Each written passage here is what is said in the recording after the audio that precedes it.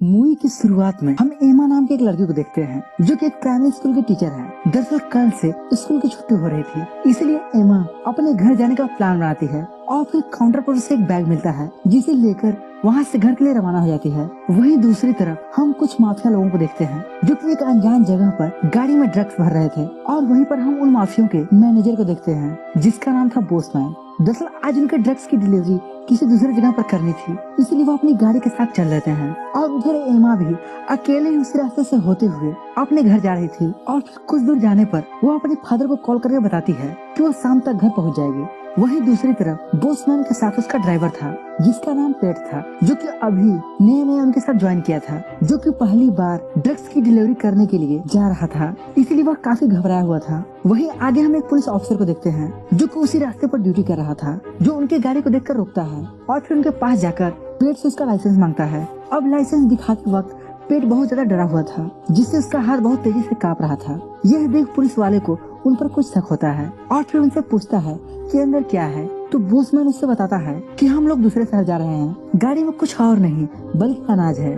तभी वहाँ पर एक और कार आकर रुकती है। दरअसल उस कार में भी बोसमैन के ही आदमी थे और फिर उस पुलिस वाले को अपनी तरफ बुलाने लगते हैं ताकि वो बोसमैन की गाड़ी को जाने दे, बट वो पुलिस वाला उन पर ध्यान नहीं देता जिससे बोसमैन के आदमी उसकी तरफ बढ़ने लगते हैं। यह देख पुलिस वाला उन्हें रुकने के लिए बोलता है, लेकिन तब तक बोसमैन उस पर गन पॉइंट कर देता है। अब यहाँ पर पुलिस वाला उनके बीच में फंस चुका था, तो वो डरते हुए उनसे कहता है कि तुम लोग जा सकते हो, मैं तुम्हें नहीं रोकूंगा। लेकिन तब तक पीछे से ग्रेस पर जोर से वार करता है जिससे वो पुलिस वाला भयंकर रूप से वहीं घायल हो जाता है और फिर उसे बोसमैन की गाड़ी में डाल दिया जाता है और फिर गाड़ी लेकर बोसमैन और उसके आदमी वहाँ से चले जाते हैं। उधर उसी रास्ते से होते हुए एमा भी जा रही थी कि तभी उसकी गाड़ी गर्म होकर बीच रास्ते में बंद हो जाती है। उसकी गाड़ी जिस जगह बंद हुई थी वह एरिया एकदम सुनसान रेगिस्तान था और फिर वह किसी को कॉल करके मदद बुलाना चाहती है, बट वहाँ पर फोन में नेटवर्क भी नहीं आ रहा था। और फिर वो अपने कार से एक बोतल लेती है और फिर आसपास पानी की तलाश में निकल पड़ती है।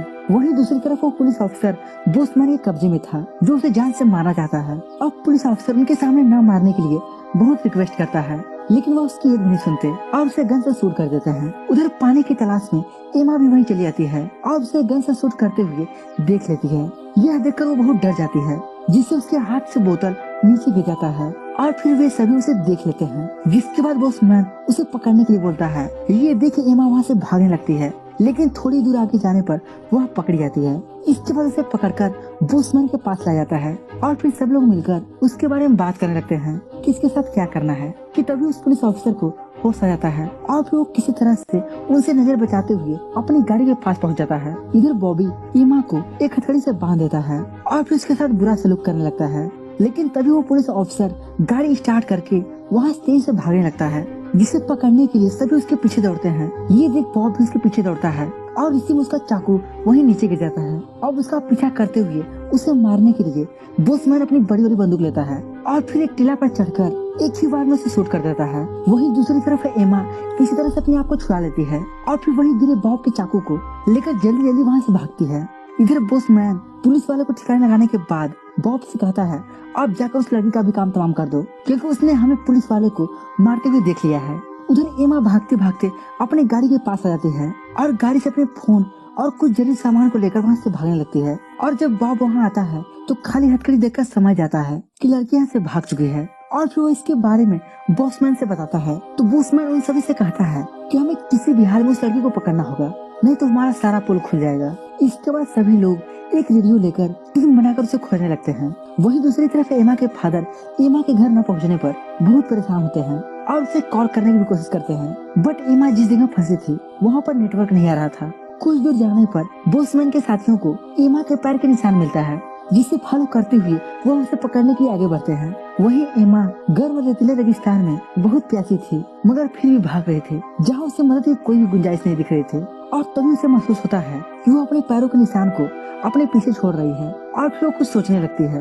उधर बेन उन सबसे बताता है कि वो लड़की इस रेगिस्तान में प्यासी होगी, इसलिए हमें सबसे पहले पानी को खोजना चाहिए। अगर हमें पानी मिल गया तो वो अपने आप में मिल जाएगी। उसके बाद सभी लोग राजी होते हैं और फिर उसके पैरों के निशान को देखते हुए आगे बढ़ते हैं, लेकिन कुछ दूर आगे जाने पर वो देखते हैं कि पैरों के निशान गायब हैं। तो पेट उनसे बताता है कि एमा को पता चल गया है कि हम उसके पैरों के निशान को देखते हुए ही आगे आ रहे हैं, इसलिए अब यहाँ से उसके पैरों के निशान 3 दिशाओं में गया हुआ है।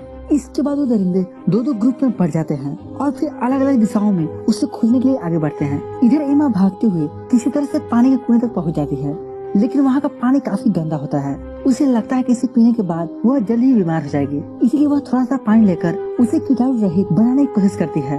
मगर इसी बीच बॉब और बेन दोनों एमा को देख लेते हैं, तो बेन इसके बारे में अपने साथियों को बताने के लिए कहता है, लेकिन बॉब उसे ऐसा करने से मना कर देता है और कहता है कि नहीं, ये सिर्फ मेरी शिकार है और मैं ही इसे मारूंगा। इसके बाद वो दूर से ही एमा को निशाने पर ले लेता है और उसके पास आकर जबरदस्ती करने की कोशिश करता है, लेकिन इसी बीच एमा अपने पास रखे चाकू से उस पर वार कर देती है और कहती है कि मेरे साथ गलत करना इतना आसान नहीं है, मैं कोई ऐसी वैसी लड़की नहीं हूँ। तब बॉब उससे पूछता है कि तुम कौन हो?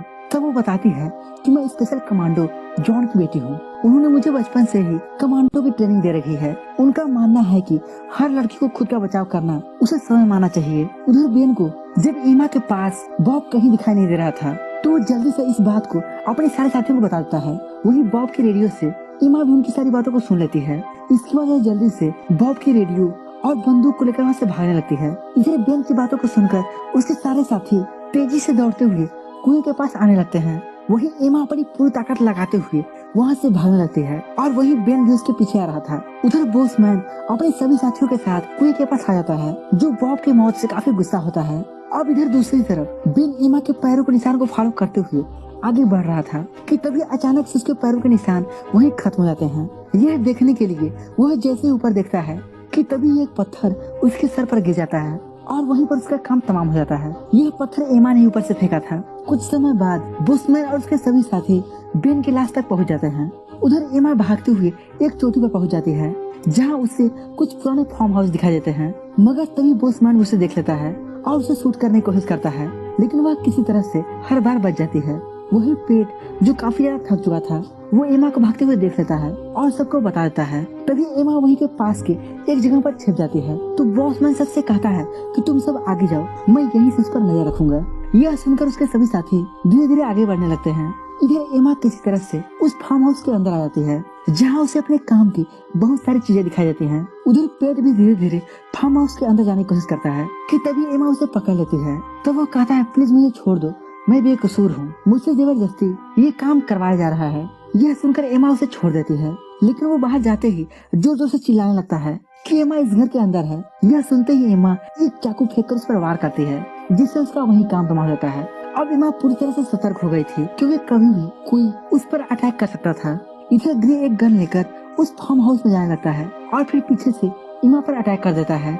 इसके बाद दोनों में जोर से फाइट होने लगती है और इसी लड़ाई में एमा ग्रे को मार डालती है और फिर वो उसे मारकर जैसे ही बाहर आती है कि तभी बोसमैन उसे अपने गन पॉइंट पर ले लेता है।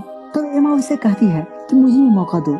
यह सुनकर बोसमैन अपनी शॉटगन को नीचे रख देता है और कहता है, चलो मैंने तुम्हें मौका दिया। अब दोनों के पास एक ही जैसी बंदूकें थी और फिर दोनों एक साथ एक दूसरे पर गोली चलाते हैं। इसी बीच एमा की गोली बोसमैन को मार देती है और साथ ही उसकी गोली एमा को बस घायल कर पाती है। एमा एक बहुत ही बहादुर लड़की थी और फिर वह हिम्मत करते हुए उठती है और फिर किसी तरह से घायल ही अपने डैड के पास पहुंच जाती है और फिर उनसे कहती है कि मुझे ट्रेनिंग देने के लिए शुक्रिया डैड, नहीं तो मैं आज आपके सामने नहीं होती। और इसी हैप्पी एंडिंग के साथ ये मूवी हॉन्टिंग एमा यहीं पर खत्म हो जाती है। तो दोस्तों उम्मीद करते हैं आपको इस मूवी का एक्सप्लेनेशन जरूर पसंद आया होगा, और अगर पसंद आया है तो इस वीडियो को लाइक और चैनल को सब्सक्राइब जरूर करें।